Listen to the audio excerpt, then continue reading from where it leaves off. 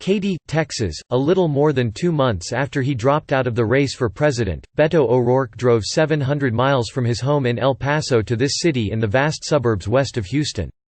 He parked his pickup truck on a residential street on a brisk Saturday morning and started knocking on doors. Nobody answered at the first home, so he scribbled a note on a campaign flyer and left it on the door. At the next house, a woman cracked open her door just wide enough to grab a brochure from O'Rourke's hand and then made it clear that she wasn't interested in discussing politics. A few houses down, a man answered in his bathrobe. "Oh, my God, it's Beto O'Rourke," he shouted. "Yes, sir," O'Rourke said before explaining that he was out campaigning for Eliz Markowitz, a Democrat running for a seat in the Texas House of Representatives in a special election this month. "I was coming by to see if we could count on your vote in this election." "That's fine," the man said. "But what's your next move?" "This is it," O'Rourke said before shaking the man's hand and turning toward the next house on his list. 2 years after catapulting to national fame and coming within 3 percentage points of unseating Republican Senator Ted Cruz, and then failing to parlay the buzz from the campaign into a successful presidential bid, O'Rourke has shifted his attention to a more modest effort, going door to door in behalf of Democrats running for seats in the state House. "I can't think of a better use of my time," O'Rourke said in an interview this month. For the first time in 2 decades, Democrats in what has been the reliably Republican stronghold of Texas believe they have a shot at taking control of the state House in November and, in the process, potentially reshaping Texas politics for years. Republicans hold a narrow 8-seat majority, and whichever party prevails this fall will win an additional prize, a seat at the table, along with the Republican-controlled state Senate, when it comes time to draw new congressional district boundaries after the 2020 census. That means that a state that is the most gerrymandered in the Union, where it is not the voters that choose their elected leaders, it is the elected officials who choose their voters and do so based on your ethnicity, on your race, on your country of national origin, that we're going to have fair redistricting in this state moving forward, O'Rourke told hundreds of volunteers who came out to knock on doors in Katy. Already, hundreds of thousands of dollars are flowing into Texas from out-of-state donors in an effort to win more than a dozen key races targeted by state Democrats in November. National party leaders are forging similar efforts in other Republican-controlled states, including Florida, North Carolina, Arizona and Georgia. Texas, which has 36 U.S. House seats and the potential to gain as many as 3 more because of its rapid population growth over the past decade, is viewed as the most important, said Ben Wexler-Waite, communications director of Forward Majority, a Democratic organization that is targeting several Republican-led state legislatures in 2020. Up until now, the opportunity to flip the Texas House has mostly flown under the radar, but we've quietly been implementing a long-term plan to finish the job and upend the entire 2021 redistricting process, Wexler-Waite said, outlining his group's plan to spend at least $2.2 million on 20 Republican-held state House seats, most of them in suburban districts outside Houston and Dallas.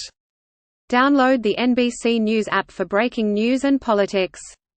James Dickey, chairman of the Texas Republican Party, said the push to flip the state House reminds him of elections in 2014, 2016 and 2018, when Democrats made a lot of noise about shifting demographics changing the course of Texas politics, and then went on to lose every statewide race to Republicans, despite making gains in the legislature. "I look forward to beating them soundly, as we did then," said Dickey, noting that the GOP is also fielding new candidates in traditionally Democratic-leaning districts with the goal of increasing the Republican majorities in the House and the Senate. "On the other hand, we take very seriously the need to continually earn every Texas voter's support and to remind them that Texas was not the #1 state in the country for opportunity and careers prior to the Republican Party taking over the Texas House 17 years ago." The first test of the Democrats' latest effort comes in the January 28 special election in Fort Bend County, west of Houston. Markowitz, an educator and textbook author, is running against Republican Gary Gates, a real estate investor, to replace State Representative John Zerwas, a Republican, in a district long considered a GOP stronghold.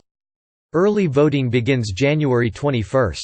The race, viewed by some as a harbinger of Democrats' chances of taking the House in November, has drawn national interest.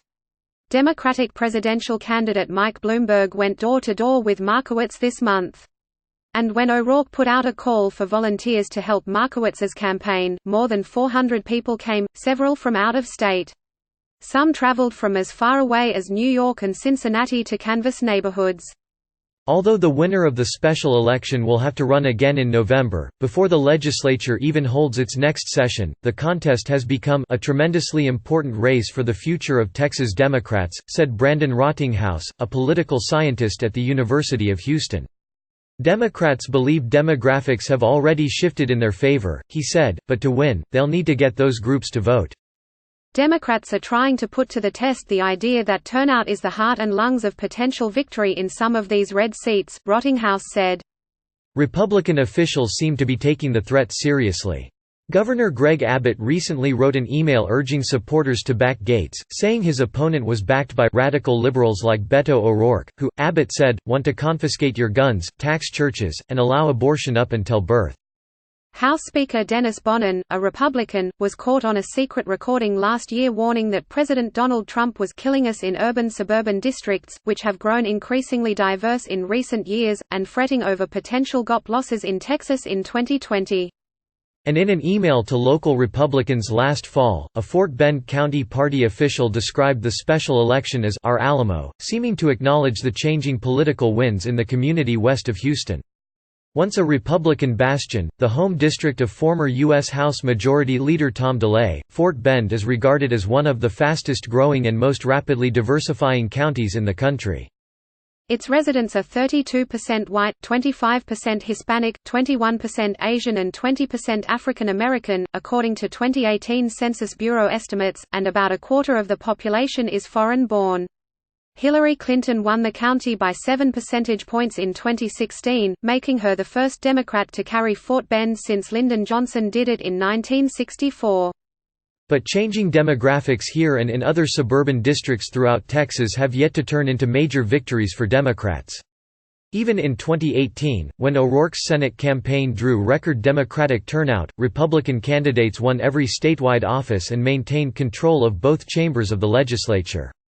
Getting close is no longer good enough, Democratic Party officials say. Democrats are licking their chops, ready for wins, Rottinghaus said. I think Texas Democrats are tired of the good fight.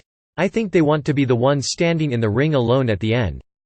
As O'Rourke knocked on doors, a day after Abbott announced that Texas would become the first state to reject the resettlement of new refugees, he was cheered on by some residents who said they were ready to see changes at the state level. Chibuzo Nlechi, a Nigeria-born information technology specialist, was amazed to see O'Rourke standing at his front door. Nlechi, 42, thanked him for continuing to fight for change, even if his name isn't on the ballot. Honestly, from a human perspective, we really do not like what is going on in this country and in Texas, Nlechi said, emphasizing that he is a U.S. citizen and proud of it. The inhumanity that's been on display is not what makes this a great country. O'Rourke asked Nlechi whether he and his family would support the effort to flip the state house for Democrats. Yes, Nlechi said. Just tell me what I need to do.